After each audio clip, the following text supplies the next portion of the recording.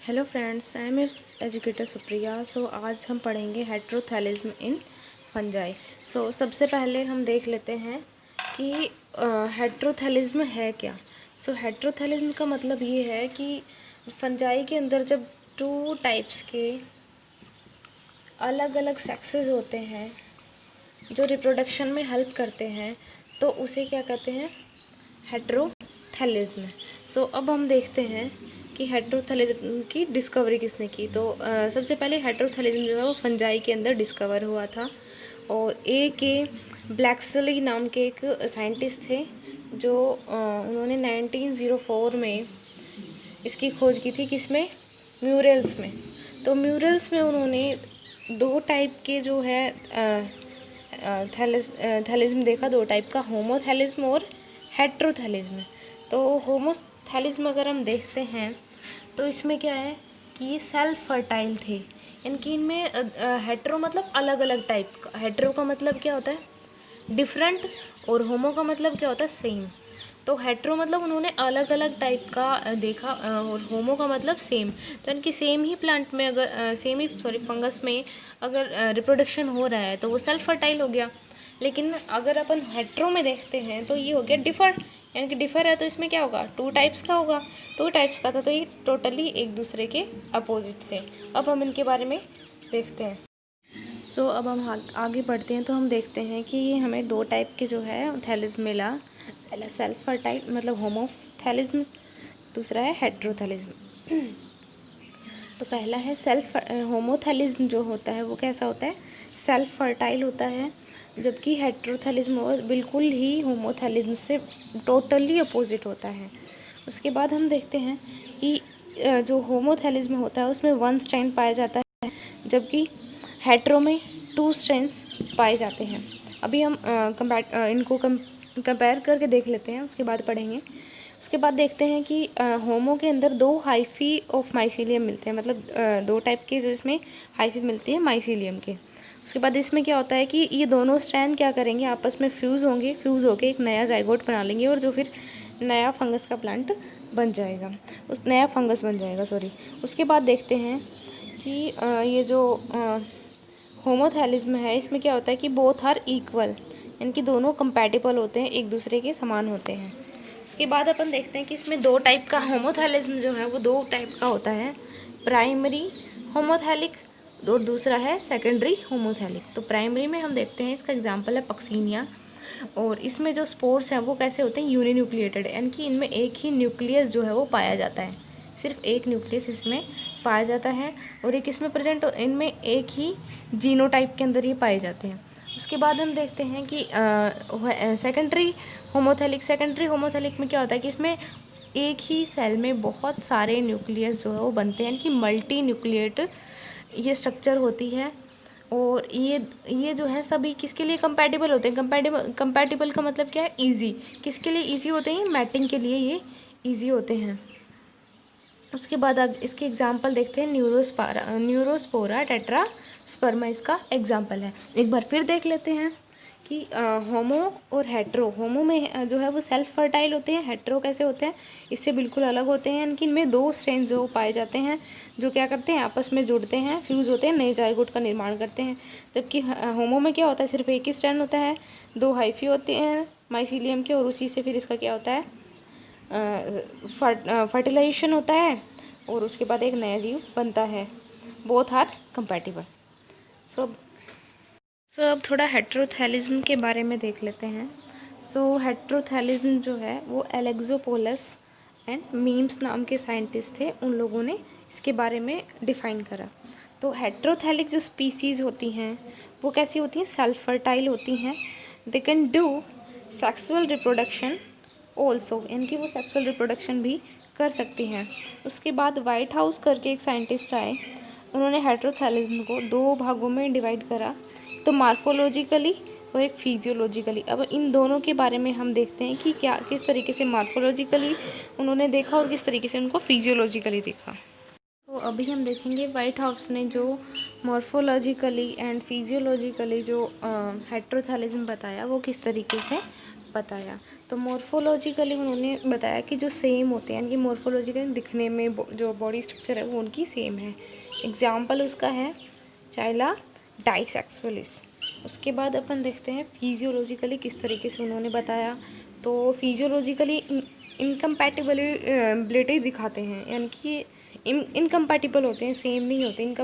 Compatible का मतलब अपन ने देखा था easy, but they are not easy.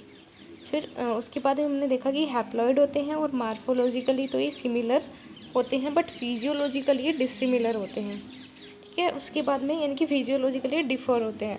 उसके बाद में फिजियोलॉजिकली जो है उसको फिर उन्होंने 2 सिस्टम्स में डिवाइड करा। फर्स्ट था 2 allele system and second is multiple allele system. First में क्या था कि क्रोमोसोम्स जो डिफ़र थे, ठीक है। उसके बाद उन सब उसके बाद एक नई जनरेशन फॉर्म हो रही थी। उसके बाद उन्होंने बताया कि 2 अपोजिट जिसमें स्ट्रैंड्स होते हैं जो कैसे होते हैं, कंपैटिबल होते हैं, ईजी होते हैं फॉर ईच अदर, एक दूसरे के लिए कंपैटिबल होते हैं, जो वहाँ पे प्रेजेंट है और वहाँ पे सेम स्ट्रैंड में ये प्रेजेंट थे। उसके बाद मल्टीपल एलील सिस्टम देखें। मल्टीपल एलील सिस्टम में बताया कि मल्टीपल मतलब मोर देन 2, ठीक है। Characters are responsible for mating, यानी कि कैरेक्टर्स जो किसके लिए रिस्पॉन्सिबल थे, मैटिंग के लिए थे। मैटिंग बढ़ेगी, मैटिंग के चांसेस बढ़ेंगे, तो सॉरी इसमें 2 कैरेक्टर जो मैटिंग के लिए रिस्पॉन्सिबल थे। उसके बाद इसमें अपन ने देखा कि मैटिंग के चांसेस बढ़ेंगे, मैटिंग के चांसेस बढ़ेंगे तो स्ट्रेंथ बढ़ेगा, और उससे क्या होगा, वेरिएशंस उसके अंदर, प्लांट के अंदर फंगस के अंदर बढ़ जाएंगी। इस तरीके से व्हाइट हाउस ने जो है वो physiologically 2 allele system and multiple allele system बताया। सो अब देख लेते हैं multiple allele system. So multiple allele system जो है बाइपोलर होता है, और एक इसमें मिला बेसिडियोमाइसिटीज़ में मिला। तो लेकिन रस्ट और स्मट जो ऑर्गेनिज्म है और कैजुअल ऑर्गेनिज्म है उनके अलावा ये सभी बेसिडियोमाइसिटीज़ में मिलता है। उसके बाद देखते हैं अपन कि यहाँ पे अपन ने कुछ टर्म है L1, L2, L3, L4, same नीचे हैं L1, L2, L3, L4। तो इसमें अपन देखेंगे अब कि जो कंपैटिबल होंगे उनको अपन प्रेजेंट से प्लस से शो करेंगे, और जो नॉट कंपैटिबल होंगे उनको नेगेटिव साइन लगाएंगे। चलो देखते हैं अभी। तो जैसे ये दोनों both are same L1 and L2, इनका सब जब मैच करवाया गया चेकर बोर्ड के थ्रू इन्होंने समझाया, तो इन दोनों का अपन मैच करवाएंगे तो both are not compatible. So अपन यहाँ पे नेगेटिव लगा देंगे। उसके बाद L1 and L2 they are compatible, L1 L3 compatible, L1 L4 compatible. उसके बाद देखते हैं L2 and L1 they are compatible, L2 L2 not compatible, L3 L3 बताइए, L2 L3 not compatible, compatible, L2 L4 compatible, L3 L1 compatible, L3 L2 compatible, L3 L3 not compatible, L3 L4 compatible, L1 L4 not compatible, L2 L4 compatible, L3 L4 compatible, L4 L4 not compatible. इस तरीके से ये checker board उन्होंने बताया। सो अभी हम multiple allele की compatibility देख रहे थे। इसमें हमने देखा कि ये 2 भागों में इसको डिवाइड करा गया। 2 टाइप्स के होते हैं, बाइपोलर और टेट्रापोलर। बाइपोलर में हमने देखा कि L1 L2 L3 L4 की इसमें 2 पोल्स होते हैं, वही same L1 L2 L3 L4।